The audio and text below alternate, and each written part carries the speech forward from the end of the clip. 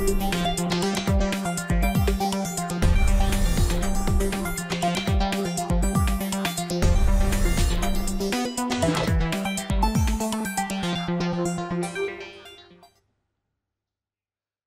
গয়না নয়, বিশ্বজুড়ে ব্যবসা বাণিজ্যে নিরাপদ বিনিয়োগের মাধ্যম হিসেবে পরিচিত স্বর্ণ ব্যবসা উন্নত বিশ্বের কেন্দ্রীয় ব্যাংকে স্বর্ণের মজুদ উৎসাহিত করছে নতুন অর্থনীতির দেশগুলোকে। ফলে বিশ্ব অর্থনীতির ঊর্ধ্বগতির অঙ্কে প্রভাব ফেলছে স্বর্ণের দাম। এদিকে আন্তর্জাতিক বাজারের সঙ্গে মিল রেখে স্বর্ণের দাম নির্ধারণ করে বাংলাদেশের জুয়েলার্স সমিতি।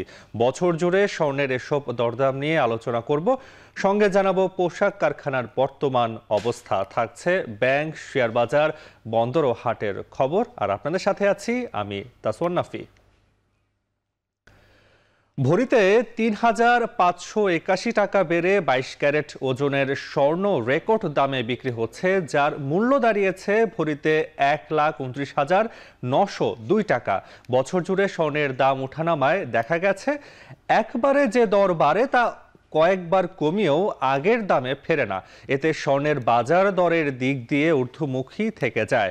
ফলে অনেক ক্রেতাই স্বর্ণের বিপরীতে বিকল্প গয়নায় ফিরছেন। এ নিয়ে বছর জুড়ে স্বর্ণের দাম যদি আমরা একটু দেখতে চাই, সেখানে আসলে কি অবস্থায় রয়েছে স্বর্ণের দাম, আমরা যদি একটু গত বছরের দিকে খেয়াল করি, সেখানে নিশ্চয়ই খেয়াল করছি গত বছর স্বর্ণের দাম ছিল ১,১১,০৪১ টাকা প্রতি ভরি ২২ ক্যারেট স্বর্ণের দাম। এবং এই বছরের শুরুতে অর্থাৎ ১৮ জানুয়ারিতে সে দাম আবার বাড়ে।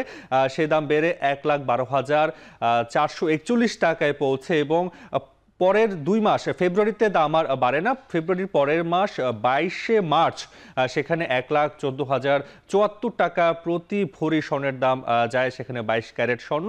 এবং মার্চের পরের মাসে অর্থাৎ ১৯ এপ্রিলে আবার সে দাম বেড়ে যায় ১,১৯,৬৩৮ টাকায়। অর্থাৎ আমরা দেখতে পাচ্ছি গত বছরের পর এপ্রিল পর্যন্ত দাম বাড়তেই থাকে। তবে তার উল্টো চিত্র দেখা যায় মে মাসের ৩ মেতে দাম আবার কমে যায়।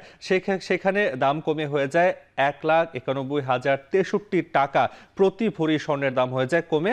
এবং তারপর থেকে আবারও বাড়া শুরু করে এবং মে মাসে আবার বেড়ে যায় ২৬শে মে, অর্থাৎ ২৩ দিন পর আবারও দাম বেড়ে যায় ১,১৭,১৭৭ টাকা প্রতি ভরি স্বর্ণের দাম যায়।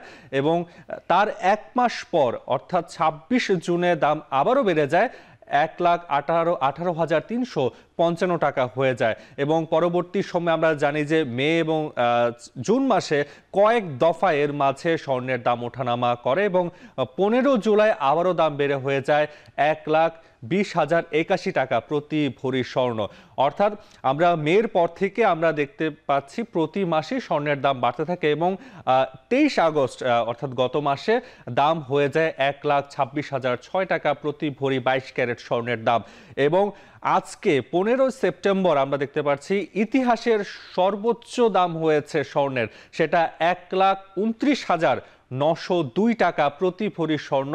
২২ ক্যারেটের প্রতি ভরি স্বর্ণ ১,২৯,৯০২ টাকা, মানে স্বর্ণের ইতিহাসে সর্বোচ্চ দামে পৌঁছায়। এবং এই বাংলাদেশ জুয়েলার্স সমিতি এই দাম নির্ধারণ করে আন্তর্জাতিক বাজারের সাথে মিল রেখে। আমরা এই অবস্থায় দেখতে পাচ্ছি স্বর্ণের এই মুহূর্তে দরদাম রয়েছে। আমরা স্বর্ণের দামের পর যদি একটু ব্যাংকের আমরা চিন্তা করি, ব্যাংকের অবস্থা কি? চলতি সপ্তাহে বাংলাদেশ ব্যাংক দুর্বল ব্যাংকগুলোকে বিশেষ তারল্য সহায়তা করার ঘোষণা দিয়েছে। এছাড়াও বেশ কিছু ব্যাংক বিভিন্ন কোম্পানির সঙ্গে নতুন চুক্তি স্বাক্ষর করছে। এই বিষয়ে যদি আমরা বিস্তারিত দেখতে চাই, সেখানে আমরা দেখতে পারি যে কেন্দ্রীয় বাণিজ্যিক ব্যাংকের যে উদ্যোগগুলো রয়েছে, বাংলাদেশ ব্যাংক দুর্বল ব্যাংকগুলোকে বিশেষ তারল্য সহায়তা দিচ্ছে, যেটা আমরা বলছিলাম। এছাড়া প্রাইম ব্যাংক ও মিউরো বাংলাদেশের মধ্যে একটি চুক্তি সম্পাদন হয়েছে এবং এছাড়া ইবিএল ও ইউথ গ্রুপের যে পেরোল সেই ব্যাংকিং চুক্তিটা হয়েছে। পাশাপাশি আমরা সর্বশেষ যে চুক্তিটা দেখতে পাচ্ছি যে এবি ব্যাংক ও এপিএল এর যে চুক্তি হয়েছে সেই বিষয়টা আমরা দেখতে পাচ্ছি এবং কেন্দ্রীয় বাণিজ্যিক ব্যাংকের এই উদ্যোগগুলো নেওয়া হয়েছে।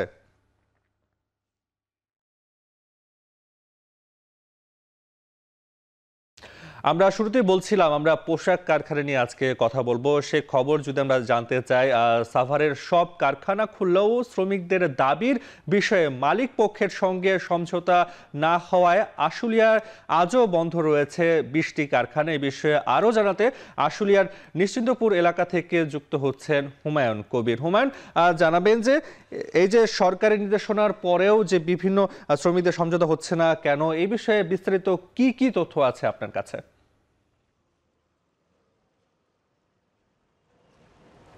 নাফি, ধন্যবাদ আপনাকে। আসলে শিল্পাঞ্চল সাভার আশুলিয়ার পরিস্থিতি কিন্তু আগের তুলনায় অনেকখানি স্বাভাবিক হতে চলেছে এবং বেশ স্বাভাবিক হয়েছে বলা যায়। এবং সকাল থেকে কিন্তু বৃষ্টি উপেক্ষা করে আমরা দেখেছি শ্রমিকরা কাজে যোগ দিয়েছেন। তবে 13-র 1 ধারা অনুযায়ী শ্রমিক এবং মালিক পক্ষের সাথে দাবি দাওয়া নিয়ে দর কষাকষির জেরে কিন্তু আমরা দেখেছি 20টি কারখানা বন্ধ রয়েছে। আজকে 13-র 1 অনুযায়ী বন্ধ রয়েছে 18টি কারখানা এবং 2টি কারখানায় কিন্তু সাধারণ ছুটি ঘোষণা করা হয়েছে। আমি যেই জায়গাটিতে দাঁড়িয়ে আছি নিশ্চিন্তপুর অনন্ত গ্রুপের সামনে, আমার পেছনে যে ভবনটি দেখা যাচ্ছে সেখানে কিন্তু শ্রমিকদের যে অসন্তোষ, কি কারণে এই অসন্তোষ, পেছনের ঘটনাগুলো কি, কেন শ্রমিক অসন্তোষ, কেন শ্রমিকরা বিক্ষোভ করছেন, সড়ক অবরোধ করছেন, এইসব কারণগুলো চিহ্নিত করে একটা সঠিক সুস্থ সুন্দর সমাধান খোঁজার জন্য কিন্তু শ্রম বিষয়ে একটি কমিটি গঠন করা হয়েছে। সেই কমিটির 11 সদস্য বিশিষ্ট কমিটি কিন্তু এই ভবনটিতেই তাদের আলোচনা চালিয়ে যাচ্ছেন এবং ইতিমধ্যে কিন্তু তারা বেশ কয়েকটি গার্মেন্টস পরিদর্শন করেছেন এবং সেখানে শ্রমিকদের সমস্যাগুলো চিহ্নিত করার চেষ্টা করছেন এবং সেই সব সমস্যাগুলো চিহ্নিত করে মালিক এবং শ্রমিক পক্ষের সাথে আলোচনার মাধ্যমে কিন্তু তারা এই সমস্যার সমাধান করবেন, এমনটি কিন্তু একজন উপসচিবের নেতৃত্বে মূলত এই কমিটি করা হয়েছে। সেই উপসচিব কিন্তু এমনটি আমাদেরকে নিশ্চিত করেছেন। এছাড়া শিল্পাঞ্চল সাভার আশুলিয়ার আইনশৃঙ্খলা পরিস্থিতি যথেষ্ট স্বাভাবিক রয়েছে। আইনশৃঙ্খলায় কিন্তু সেনাবাহিনী, বিজিবি সহ অন্যান্য বাহিনীর সদস্যরা নিয়োজিত রয়েছেন। কোথাও কোনো বিশৃঙ্খল ঘটনার খবর পাওয়া যায়নি।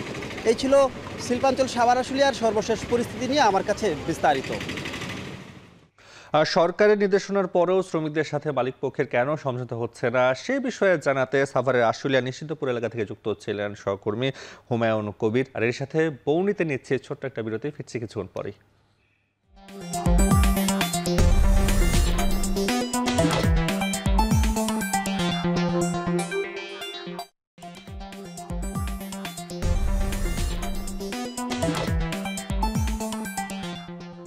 ফিরে এলাম বিরতির পর, আপনারা দেখছেন বৌনি।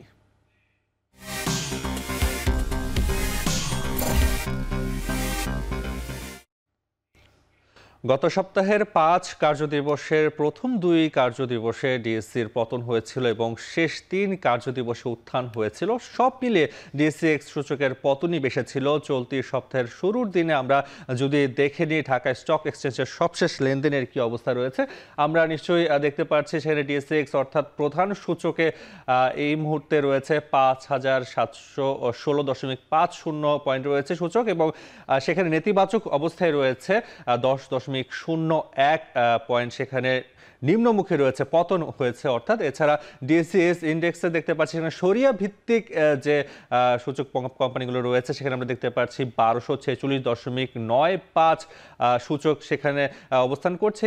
এছাড়া এখানে একটি ইতিবাচক বিষয় হচ্ছে ডিএসসি সরিয়া ভিত্তিক যে সূচকগুলো রয়েছে সেখানে 1.27% এখানে ঊর্ধ্বমুখী অবস্থায় বর্তমানে রয়েছে, যদিও সকাল থেকে নেতিবাচক অবস্থায় ছিল। কিছুক্ষণ আগে আমরা দেখতে পাচ্ছি এখন পর্যন্ত এই মুহূর্তে ঊর্ধ্বমুখী অবস্থায় রয়েছে এবং ডিএসসি 30 এবং 30টি শীর্ষ কোম্পানির সূচকের ব্যাপারে দেখতে পাচ্ছি 2089.58 সেখানে সূচক রয়েছে এবং সেখানে নেতিবাচক অবস্থায় রয়েছে 11.16। আমরা যদি এখন পর্যন্ত লেনদেনের ব্যাপারটা দেখতে চাই সেখানে হচ্ছে 488.44 টাকা সেখানে এখন পর্যন্ত লেনদেন হয়েছে ঢাকা স্টক এক্সচেঞ্জে। এবং সেটা যদি বলি কোম্পানির ভিত্তিতে, এবং সেখানে দাম বেড়েছে 191টি কোম্পানির এবং দাম কমেছে 159টি কোম্পানির এবং অপরিবর্তিত রয়েছে 44টি কোম্পানির।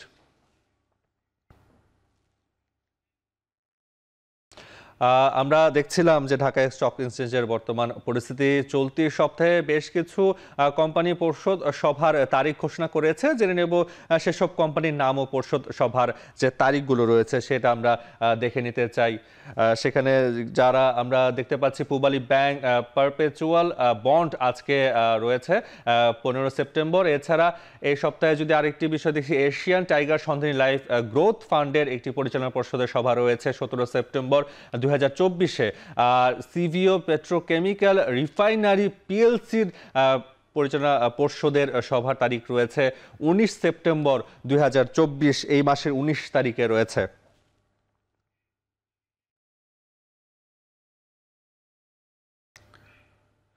বর্ণিতের সময় হলো আরো একটি বিরতির, ফিরছি কিছুক্ষণ পরেই।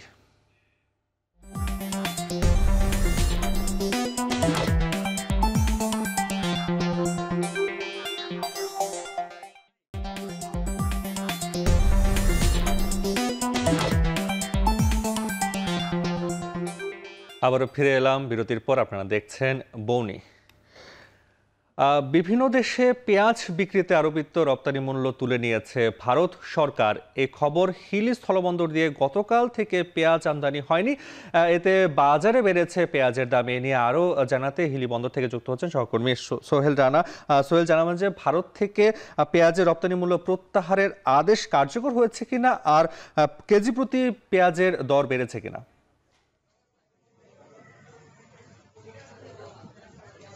নাফি, আমি আপনাকে একটু জানিয়ে রাখি যে 550 মার্কিন ডলার যে পেঁয়াজ রপ্তানি মূল্য নির্ধারণ করে দিয়েছিল ভারত সরকার, সেটি প্রত্যাহার করে গত শুক্রবার একটি প্রজ্ঞাপন জারি করে দেশটির বাণিজ্য মন্ত্রণালয়। এবং সেই প্রজ্ঞাপন জারির পর কিন্তু যারা বাংলাদেশে আমদানিকারক রয়েছেন তারা ভারতের ব্যবসায়ীদের সাথে কথা বলেছেন। বলবার পরে কিন্তু গতকাল যে শনিবার হিলি স্থল বন্দর দিয়ে কিন্তু কোনো প্রকার পেঁয়াজ আমদানি হয়নি, যার কারণে স্থানীয় যে বাজার রয়েছে সেখানে পেঁয়াজের একটা সংকট তৈরি হয়েছে আমরা দেখেছি। এবং কেজিতে সেখানে 5 টাকা বেশি দামে বিক্রি করতে দেখেছি পেঁয়াজ দাম। আমরা গতকাল যে পেঁয়াজটি 80 থেকে 85 টাকা কেজি দরে বিক্রি হয়েছে, সেটি বর্তমানে আজকে বিক্রি হচ্ছে হিলি বাজারে 90 টাকা কেজি দরে। আমি কয়েকজন আমদানিকারকের সাথে কথা বলেছি, তারা যেটি বলছেন যে আসলে ভারত সরকার 550 মার্কিন ডলারের যে নির্ধারিত রপ্তানি মূল্য আরোপ করেছিল সেটি তুলে নেবার পরেও কিন্তু একটা জায়গায় কিন্তু সমস্যা রয়েছে, সেটি হচ্ছে এটি আদেশ কার্যকর এখন পর্যন্ত সেই কাস্টমস কর্তৃপক্ষের কাছে আসেনি, যার কারণে কিন্তু এই বেশি মূল্যে পেঁয়াজ রপ্তানি করে বা আমদানি করে লোকসান যেন গুনতে না হয় সেজন্য কিন্তু ব্যবসায়ীরা পেঁয়াজ আমদানি করছে না। তারা যেটি বলছেন যে আজকে যেহেতু রবিবার ভারতের সরকারি ছুটি, যার কারণে হয়তো 20% 40% যে শুল্ক আরোপ আছে সেটি হয়তো 20% কমে আনতে পারে সে দেশের সরকার। সেক্ষেত্রে হয়তো আগামীকাল সোমবার সেই বিষয়গুলো পরিষ্কার হওয়া যাবে এবং সেক্ষেত্রে হয়তো আগামীকাল থেকে পেঁয়াজ আমদানিটা হবে এবং কি দামে সেটি আমদানি হবে এবং বাজারে কি দাম পড়বে সেটি জানার জন্য কিন্তু আগামীকাল পর্যন্ত আমাদেরকে অপেক্ষা করতে হবে। কারণ এখন পর্যন্ত যেটি আমাদের কাছে তথ্য রয়েছে যে 402 মার্কিন ডলার ভারত অভ্যন্তরের যে কাস্টমস কর্তৃপক্ষ তাদেরকে দেওয়া রয়েছে। আসলে সেই মার্কিন ডলারে এবং শুল্ক কমে যে আসলে আমদানি করে কি দাম পড়বে সেটা আমরা কালকে জানাতে পারবো। তো নাফি, এই ছিল আমার কাছে হিলি স্থলবন্দর থেকে পেঁয়াজ আমদানি রপ্তানির সর্বশেষ পরিস্থিতি। হিলি স্থলবন্দর থেকে পেঁয়াজের দরদাম নিয়ে জানাচ্ছিলেন সহকর্মী সোহেল রানা। এবার জানাবো হাট বাজারের খবর।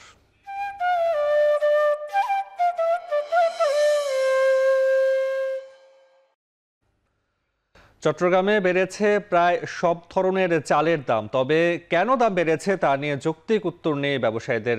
চালের সরবরাহ দাম নিয়ে আরো জানাতে চট্টগ্রামের পাহাড়তলী থেকে যুক্ত হচ্ছেন আর সহকর্মী শোয়েব রহমান। শোয়েব, চালের দাম বাড়ার কারণ কি, আর বস্তা প্রতি কত দামে বিক্রি হচ্ছে জানাবেন?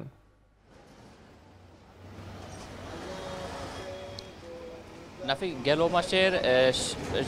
গেল মাসে যে চট্টগ্রামের বিভিন্ন অঞ্চল জুড়ে যে বন্যা পরিস্থিতির সৃষ্টি হয় এবং সেই বন্যা পরিস্থিতির পর থেকে চট্টগ্রামের চালের বাজার ধীরে ধীরে অস্থির হতে শুরু করে এবং সেই সময়টাতে আমরা দেখেছি সব ধরনের চালের প্রতি বস্তায় দাম প্রায় 100 থেকে 150 এবং 200 টাকা পর্যন্ত কোনো ক্ষেত্রে কোনো চালের ক্ষেত্রে দাম বেড়েছে। এবং সেই দামগুলো যদি একটু আপনাকে জানাই যে মোটা চাউল নামে যে চাউলটি বিক্রি হয় সেটি বর্তমানে বিক্রি হচ্ছে 2400 টাকা প্রতি বস্তা এবং সেটি আগে ছিল 2200 টাকা বস্তা। এছাড়া স্বর্ণা যেটি রয়েছে সেটি বর্তমানে 2550 টাকা এবং আগে ছিল সেটি 2400 টাকা, অর্থাৎ প্রায় 150 টাকা পর্যন্ত দাম বেড়েছে। এছাড়া পারি 2950 টাকা, যেটা আগে 2850 টাকা ছিল। মিনিকেট সিদ্ধ 2900 টাকায় বিক্রি হচ্ছে, যেটি আগে ছিল 2800 টাকায়। জিরাশাইল 3450, আগে যেটি 3300 ছিল। নাজিরশাইল কেজিতে 100 টাকা বেড়ে 3800 টাকায় বিক্রি হচ্ছে। বেতিয়া তো কেজিতে 200 টাকা বেড়ে বস্তায় 200 টাকা বেড়ে 2900 টাকায় বিক্রি হচ্ছে। একইভাবে মিনিকেট, পাইজাম এবং কাটেরিয়াতেও সব ধরনের চালেই কিন্তু দাম বেড়েছে এবং দাম বাড়ার কারণ হিসেবে ব্যবসায়ীরা আসলে কোনো সদুত্তর দিতে পারছেন না। তারা যেটি বলছেন যে বন্যার যেই অংশটি ক্ষতিগ্রস্ত হয়েছে সেটি বাংলাদেশের বিশেষ করে চট্টগ্রামের কয়েকটি অঞ্চল ক্ষতিগ্রস্ত হয়েছে এবং সেটি চালের বাজারে খুব বেশি প্রভাব রাখার কথা নয়, কিন্তু তারপরেও দাম বাড়ছে। তারা এই জন্য অবশ্য কর্পোরেট যেই হাউসগুলো রয়েছে যারা মূলত প্যাকেটজাত চাল বিক্রি করেন তাদেরকে মূলত দায়ী করছেন, কিন্তু সেটি আসলে কতটুকু যৌক্তিক সেই বিষয়টি প্রশ্ন সাপেক্ষ, কারণ তারা নিজেরাই বলছেন যে এই মুহূর্তে আউশ ধান ওঠার কথা এবং সেই আউশ ধান বাজারে এলে স্বাভাবিকভাবে চালের দাম কমার কথা ছিল, কিন্তু সেই দামের চালের দাম না কমে বরঞ্চ আরো বেড়েছে এবং এই জায়গাটি থেকে চালের দাম আসলে কবে নাগাদ স্বাভাবিক হবে সেই বিষয়টিও কিন্তু তারা বলতে পারছে না। তারা বলছে যে মিল গেটে মূলত চালের দাম বেশি হওয়ার কারণেই চালের দামে তাদেরকে পাইকারিতেও বাড়তি দামে বিক্রি করতে হচ্ছে। নাফি, চট্টগ্রাম থেকে শোয়েব রহমান জানাচ্ছিলেন চালের দরদাম নিয়ে। এবার চালের পর এবার জানতে চাই বগুড়ায় আলুর দরদাম এর বিষয়ে। বগুড়ায় পাইকারি বাজারে কেজিতে 5 থেকে 6 টাকা পর্যন্ত কমেছে আলুর দাম, তবে এর তেমন একটা প্রভাব পড়েনি খুচরা বাজারে। বগুড়ার মাটিঢালি এলাকার হিমাগার থেকে নিয়ে বিস্তারিত জানাতে যুক্ত হচ্ছেন সহকর্মী মাজিদুর রহমান। মাজেদ, পাইকারিতে দাম কমলেও খুচরায় কেন কমছে না, আর এই বিষয়ে খুচরা ব্যবসায়ীরা কি বলছেন? হ্যাঁ নাফি, কিছুদিন আগে যে আলুর দামটি ছিল 65 টাকা, 60 টাকা, 55 টাকা, সেখান থেকে কিন্তু আলুর দামটা অনেকটাই কমে গেছে। এখানে পাইকারি পর্যায়ে কিন্তু আলু বিক্রি হচ্ছে 42-43 থেকে আরম্ভ করে 45 টাকা কেজি দরে। এটা জাত ভেদে কিন্তু বিক্রি হচ্ছে এবং এই আলুটি কিন্তু কয়েকদিন আগেও কিন্তু বাজারে বেশ দামের ঊর্ধ্বগতি ছিল, কিন্তু এখন এই দামটা আস্তে আস্তে নামতে শুরু করেছে। যে আলুগুলো এখানে জাত ভেদে যে আলুগুলো, বিশেষ করে বগুড়ার যে জাতটি বেশি হয় সেটি হলো লাল গুটি আলু, সে আলুটি বিক্রি হচ্ছে পাইকারি বাজারে 45 টাকা এবং খুচরা বাজারে সেটি বিক্রি হচ্ছে 55 টাকা থেকে 60 টাকা কেজি দরে।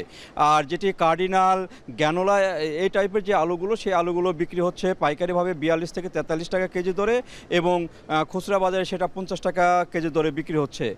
কিছুদিন আগে এই যে দামটা ছিল অনেক বেশি, অর্থাৎ 5 থেকে 6 টাকা বেশি দামটি ছিল, এখন কিন্তু দামটা অনেকটা কমে আসছে। আর বগুড়াতে এইবারে আলু উৎপাদন হয়েছে প্রায় 13 লাখ মেট্রিক টন আলু উৎপাদন হয়েছে, যেখানে বগুড়ার চাহিদা রয়েছে 6 থেকে 6.5 লাখ মেট্রিক টন এবং 3.5 লাখ মেট্রিক টন কিন্তু এখানে হিমাগারগুলোতে রয়েছে। সেই হিমাগারগুলোতে আলু এই পর্যন্ত প্রায় 3 ভাগের 2 ভাগ আলু কিন্তু বিক্রি হয়ে গেছে এবং 1 ভাগ আলু এখনও আছে, সেই আলুগুলো কিন্তু বিক্রি চলছে। আর বর্তমানে আলুগুলো বিক্রির যে প্রবণতা সেটি কিন্তু অনেক বেশি। যারা কোল্ড স্টোরেজে আলু রেখেছিলেন তারা কিন্তু চাচ্ছেন তাড়াতাড়ি আলুগুলো বিক্রি করতে, কারণ আর 2 মাস পরেই কিন্তু নতুন আলু এখানে ঘরে আসবে, কৃষকের আগাম জাতের আলু ঘরে আসবে, তখন কিন্তু আলুর দাম আরও কমতে পারে। সে কারণে কিন্তু আলু তারা বেশি বেশি ছাড়ছেন হিমাগারগুলো থেকে, এই জন্য বাজারের দামটা অনেকটা কমে আসছে। তো এইভাবে কিন্তু আলু বেচা কেনা হচ্ছে। নাফি, এইভাবে বগুড়াতে হাট বাজারগুলোতে সব জায়গাতে আলুর দাম কমতে শুরু করেছে। এই ছিল আমার কাছে বগুড়া থেকে আলুর দরদাম নিয়ে সর্বশেষ। বগুড়ার হিমাগার থেকে যুক্ত ছিলেন মাজিদুর রহমান, আর এর সাথে শেষ করছি বৌনির আজকের আয়োজন।